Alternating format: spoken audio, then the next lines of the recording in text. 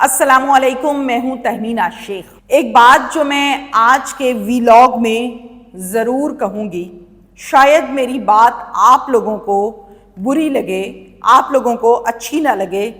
شریفوں کے لیے یہ ملک اب رہا ہی نہیں۔ جو شرافت سے چلتا ہے اس کو کچل دیا جاتا ہے۔ میں ایک غلط میسج نہیں دے رہی، لیکن میں حقیقت ضرور بیان کر رہی ہوں۔ ملتان کی ایک بہت بڑی یونیورسٹی میں اسٹوڈنٹ کی موت ہو جاتی ہے۔ میں اسے موت نہیں کہوں گی، میں اسے قتل کہوں گی۔ یونیورسٹی کی مینجمنٹ اور ملتان پولیس مل کر والدین پر یہ دباؤ ڈالتے ہیں کہ قانونی کارروائی آپ نے نہیں کروانی، تب آپ کو ہم آپ کی بیٹی کی لاش دیں گے۔ اگر آپ قانونی کارروائی کریں گے تو ہم آپ کو آپ کی بیٹی کی لاش نہیں دیں گے۔ جنگل کا قانون ہے۔ یہ تمام ڈیٹیلز میں آج کے ویلاگ میں آپ کے ساتھ شیئر کرنے جا رہی ہوں۔ مناہل نام ہے اسٹوڈنٹ کا۔ مناہل اپنے والدین کی اکلوتی بیٹی ہے۔ 19 سال اس لڑکی کی عمر ہے۔ میاں نواز شریف یونیورسٹی ملتان میں یہ لڑکی پڑھ رہی تھی۔ بائیو کیمسٹری ڈپارٹمنٹ کی یہ اسٹوڈنٹ ہے اور بائیو کیمسٹری ڈپارٹمنٹ کے 5th سیمسٹر کو یہ آج کل اسٹڈی کر رہی تھی۔ ان کے والد صاحب کا نام ہے فضل الدین۔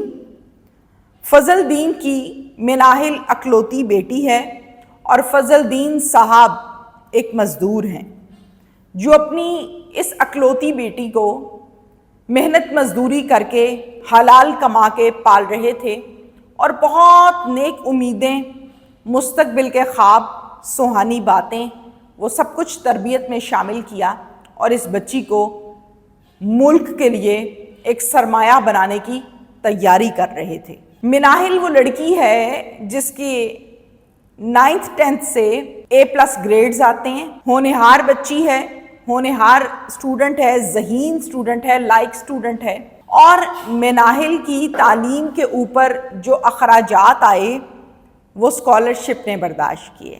اس باپ کی امیدیں ساری مناہل کے ساتھ تھیں کہ یہ ہماری غربت کو ٹال دے گی، دن بدل جائیں گے، اور بچی کو قدرتی طور پہ اللہ تعالیٰ نے اتنی ذہانت دی تھی کہ بچی کی تعلیم پر جو اخراجات تھے وہ اس کے اسکالرشپ سے گورنمنٹ دیتی تھی، وہ پڑھتی تھی۔ بس بچی میں ہنر یہ تھا کہ وہ ذہین بہت زیادہ تھی۔ یہ میں نے آپ کو مناہل، اس کے فیملی کے بارے میں ڈیٹیلز بتا دی۔ بدقسمت دن مناہل کی زندگی کا اور آخری دن تھا 23 سپٹمبر۔ صبح 8:30 بجے مناہل گھر سے یونیورسٹی کے لیے ڈیلی بیسس پر نکلتی ہے۔ مناہل بائک چلاتی ہے، خود ڈرائیو کرتی ہے، ہیلمٹ پہنتی ہے اور پراپر طریقے سے ناک کی سیدھ میں اپنی یونیورسٹی جاتی ہے۔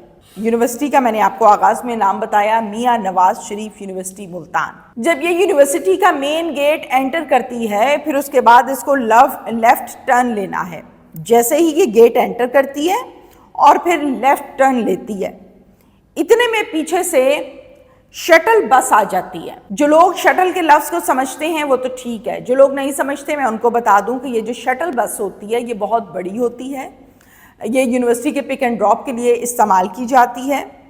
شٹل بس اسی یونیورسٹی کی فوراً سے آگے آتی ہے، مناہل کو، اس کی بائک کو ٹائروں کے نیچے کچلتی ہے اور آگے نکل جاتی ہے۔ کوئی بریک نہیں لگتی، کوئی روکتا نہیں ہے اس گاڑی کو۔ اگلے پہیے، پچھلے پہیے 1 by 1 لڑکی کے اوپر سے گزرتے ہیں اور لڑکی کا کچومر بن جاتا ہے۔ اب ذرا دھیان رکھنا ہے چیزوں کا آپ نے، یہ کوئی ہائی وے نہیں ہے، یہ کوئی موٹر وے نہیں ہے، یہ کوئی GT روڈ نہیں ہے، یہ کوئی لاہور کا رنگ روڈ نہیں ہے کہ جی 120 کی سپیڈ میں گاڑی آ رہی ہے پتہ نہیں چلا۔ یونیورسٹی کے اندر کی بات ہو رہی ہے۔ یونیورسٹی کے اندر آپ کی بڑی سپیڈ ہوگی تو کتنی ہوگی؟ 20-30، اس سے زیادہ تو نہیں ہوگی۔ وہ سڑک تو نہیں ہے جہاں پہ آپ نے سپیڈیں لگانی ہے۔ ڈیفینیٹلی اسٹوڈنٹس ہیں وہاں پر، یونیورسٹی ہے، لیکن بھائی صاحب نے نہ بریک لگائی، سپیڈ بھی بہت زیادہ تھی، کچلنے کے بعد بھی نہیں بریک لگائی کہ چلو جی ابھی دیکھ لوں میں، پھر بھی جا رہے ہیں آگے ڈرائیور۔ لوگ اکٹھے ہو گئے، اسٹوڈنٹ اکٹھے ہو گئے، 15 پر کال چلے گئی، موقع پر پولیس آ گئی، وقوع کو دیکھا، لاش کو ڈھکا کیونکہ حالت بہت غیر ہو چکی تھی۔ یونیورسٹی کی انتظامیہ نے لڑکی کی والدہ کو فون کیا اور بتایا کہ مناہل کے ساتھ یہ مسئلہ ہو گیا ہے۔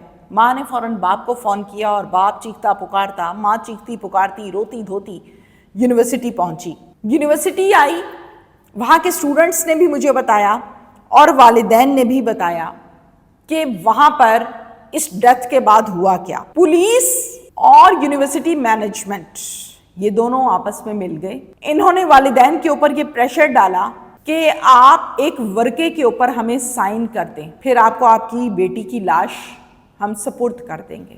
باپ نے پوچھا وہ کون سا ورقہ ہے؟ آگے بیٹی کی لاش پڑی نظر آ رہی تھی زمین پر۔ یونیورسٹی انتظامیہ اور پولیس نے کہا کہ اس ورقے کے اوپر آپ ہمیں یہ سٹیٹمنٹ دے دیں کہ آپ کسی قسم کی کوئی قانونی کارروائی نہیں کروانا چاہتے۔ باپ نے آنکھیں بڑی بڑی کھولی اور پولیس کو دیکھنے لگا جس کو وہ اپنا محافظ سمجھ رہا تھا۔ دوسری جانب یونیورسٹی مینجمنٹ کو دیکھا جو تعلیم بانٹ رہی ہیں، جو درس دیتے ہیں، کہ یہ کیا کہہ رہے ہیں مجھے۔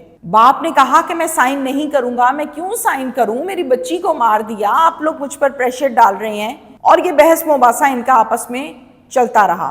باپ نے جب کہا کہ میں سائن نہیں کروں گا تو وہاں کے جو اسٹوڈنٹس تھے، اللہ ان کو زندگی دے، انہوں نے تھوڑا سٹینڈ لیا اور وہ اس باپ کے ساتھ کھڑے ہو گئے اور انہوں نے کہا کہ بالکل، ایک تو ناجائز مارا ہے اور اوپر سے سائن کرواتے ہیں۔ انہوں نے ایک احتجاج سٹارٹ کر دیا، پروٹیسٹ سٹارٹ کر دیا۔ اب یونیورسٹی مینجمنٹ اور پولیس جو کہ پریشر ڈال رہی تھی والدین کے اوپر، وہ تھوڑی سی سوچ میں چلی گئی۔ آپ کو پتہ ہے سوشل میڈیا کا دور ہے، سوشل میڈیا کی پاور چیک کیجئے۔